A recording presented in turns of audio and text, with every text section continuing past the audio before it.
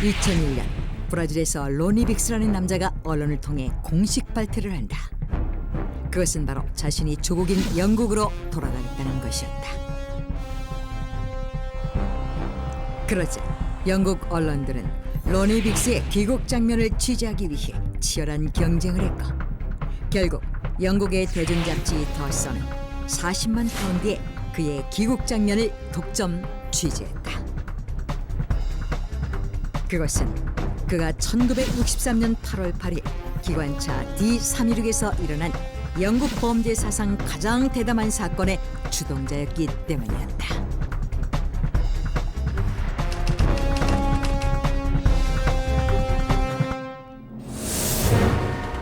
(1963년 8월 8일) 이른 아침 런던 왕립 우편 열차인 기관차 D316은 우편과 예금을 싣고 스코틀랜드의 글래스고를 떠나 런던으로 향하고 있었다.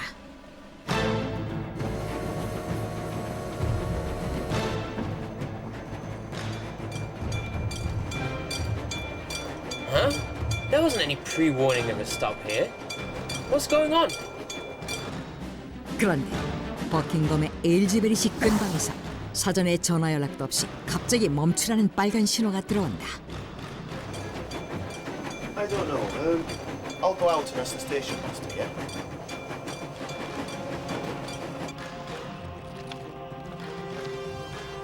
What? There's no one on duty.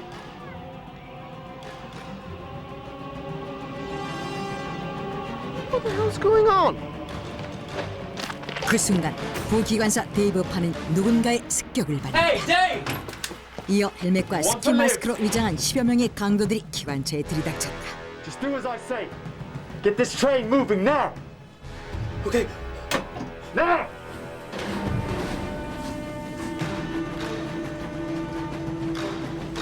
Pull over. Right over there. Okay. It's done. Let's go.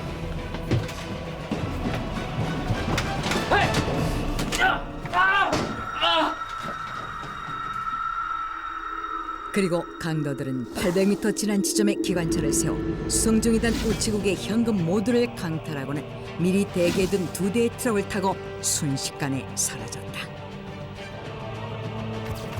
그 모든 시간은 단 15분밖에 걸리지 않았다. 그들이 강탈한 돈의 액수는 무려 263만 1,784파운드. 현재의 가치로 따지면 1,000억 원 상당의 어마어마한 돈이었다. 사고 발생 후 바로 연락을 받고 출동한 런던 경시청은 범죄 현장 주변을 샅샅이 수색했지만 사라진 범인들의 어떤 흔적도 확인할 수 없었다.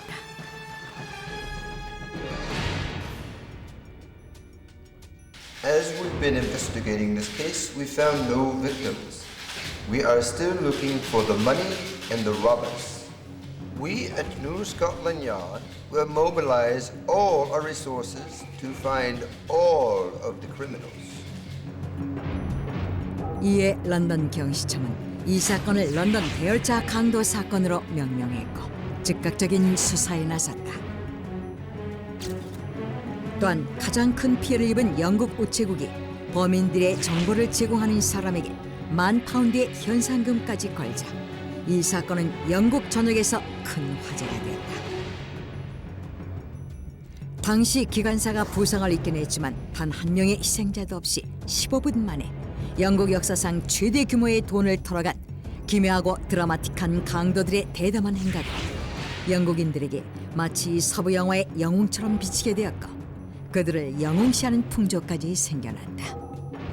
그런 가운데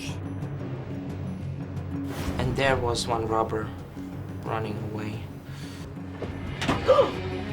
Do not report this to the police for at least 30 minutes. All right? Okay.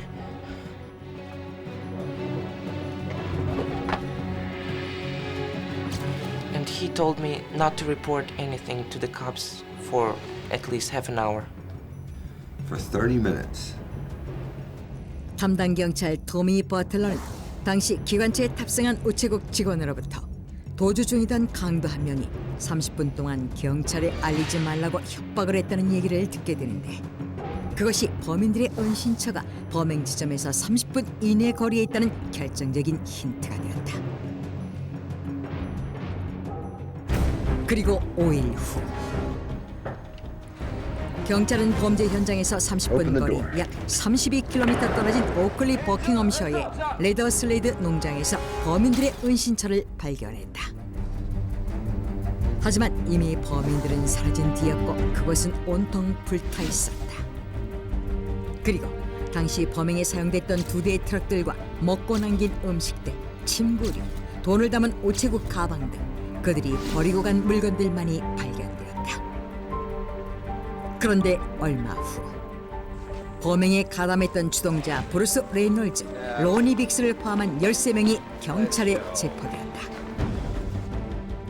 사건을 담당한 런던 경시청 형사 토미 버틀러에 따르면 이 사건을 주도한 자가 브루스 레이놀즈였고 그는 어느 추리소설 작가에게 범행 계획이 담긴 시나리오를 거액의 돈을 주고 구입한 후 15명의 갱단을 조직해 그 시나리오대로 우체국 예금을 수송하는 기관차를 털었다고 한다.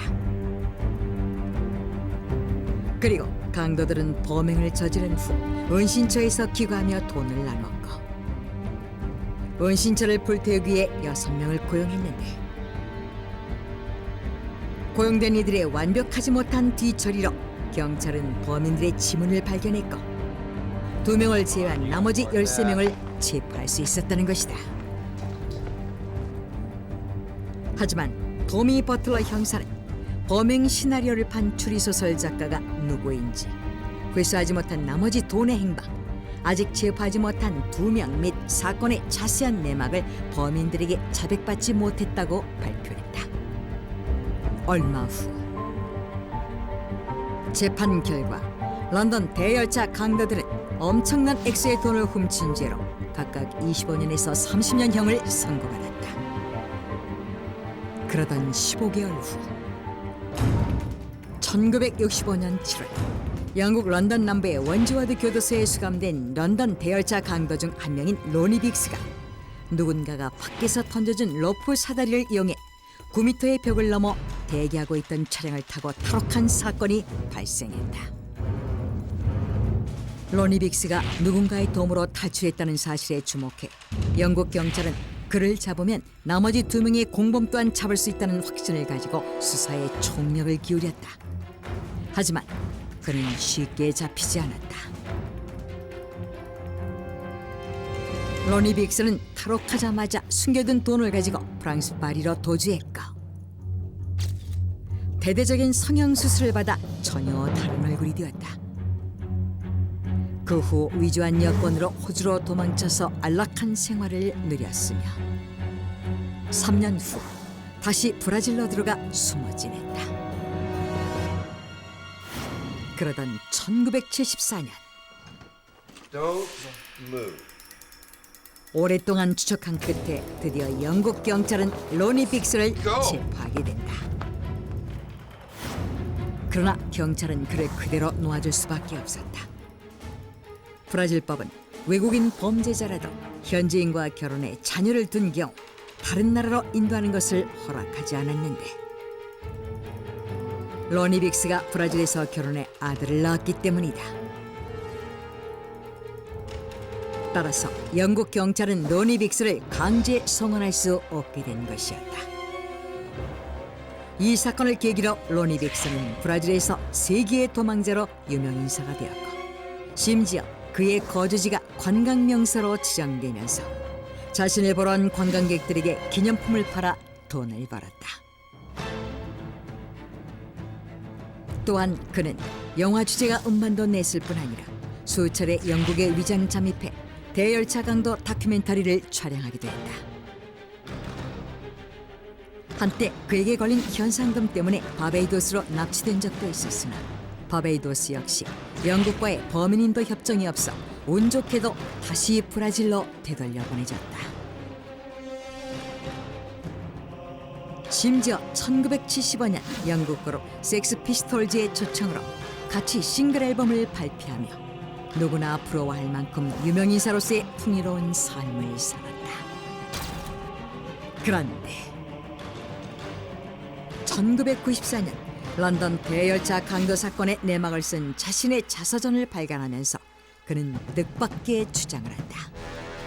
Frankly, I'm not that familiar with this man named Bruce Reynolds, the so-called leader of the gang. I just did my job throwing money bags on a truck at me acquaintance's request. 로니 빅스는 사건의 주동자인 브루스 레이놀즈를 잘 모를 뿐만 아니라 그가 아닌 다른 사람의 부탁으로 열차에 올라 돈을 트럭에다 던져 넣는 일에만 참여했다고 한다. 이는 로니 빅스뿐 아니라 공범 15명 역시 서로 모르는 사이였고 단지 누군가에게 들은 각자의 역할만 알고 범행에 가담했다는 것이다. 그러므로 누구 하나 이 완벽한 범행 시나리오를 아는 사람이 없었다는 것이다.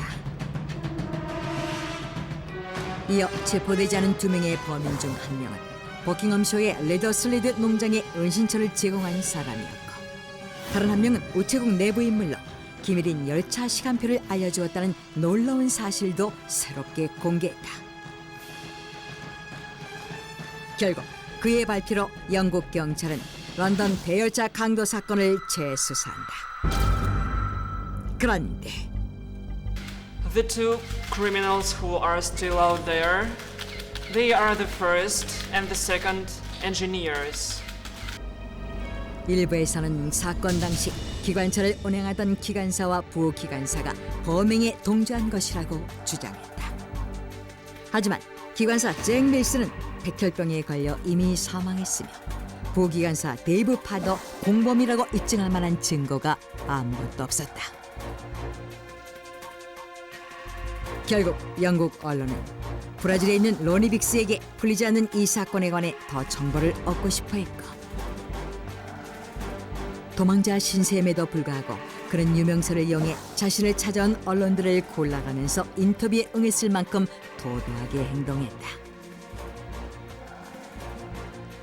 그리고 2001년 5월 그는 아들 마이클과 함께 영국으로 돌아와 자수하겠다고 밝히면서 영국을 또다시 떠들썩하게 만들었다. 얼마 후 로니 빅스는 민간 항공기로 영국에 도착한 뒤 즉시 체포되어 런던 남동부 벨마치 교도소에 수감되었다. 사람들은 드디어 로니 빅스가 입을 열어 런던 대열차 강도 사건의 전말을 알게 될 것이라고 기대했으나 병을 앓고 있던 그는 단지 죽기 전 고향 리버풀 선술집에서 맥주 한 잔을 마시고 싶었다고 귀국 이유를 밝혔다. 그리고 그 후 영국 법무부는 로니 빅스의 병세가 악화되자 가석방을 허가했다. 영국 범죄 사상 가장 대담한 사건으로 불리는 런던 대열차 강도 사건. 그렇지만 이 사건의 전말은 아직도 밝혀지지 않아 미스터리로 남아있다. 과연 15명의 범인들 중 잡히지 않은 2명의 범인은 누구였으며 사라진 돈의 행방은 어떻게 된 것일까? 그리고 이 완벽한 범행 시나리오는 과연 누구의 지휘하에 이루어졌던